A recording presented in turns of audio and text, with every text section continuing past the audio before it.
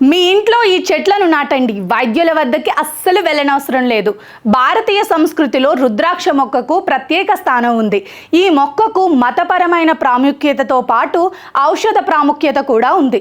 ఈ మొక్కను పెంచడం వల్ల రక్తపోటు సమస్యతో ప్రతికూల శక్తి తొలగిపోతుంది. భారతీయ సంస్కృతిలో రుద్రాక్ష మొక్కకు ప్రత్యేక స్థానం ఉంది.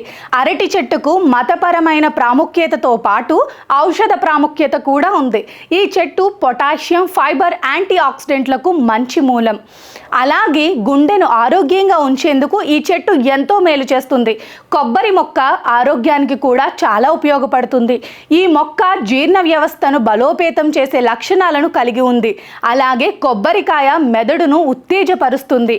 అదనంగా ఇది చక్కెర స్థాయిని నిర్వహించడానికి చాలా ప్రభావవంతంగా ఉంటుంది. పిప్పల చెట్టు ఆరోగ్యానికి కూడా ఉపయోగపడుతుంది. ఆకులు, బెరడు, గింజలు, పండ్లు, పాలు ఈ మొక్కలోని దాదాపు అన్ని భాగాలు చాలా ఉపయోగపడతాయి.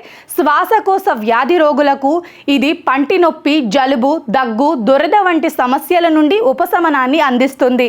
ఈ వ్యాధికి మొక్క చాలా ఉపయోగకరంగా ఉంటుంది.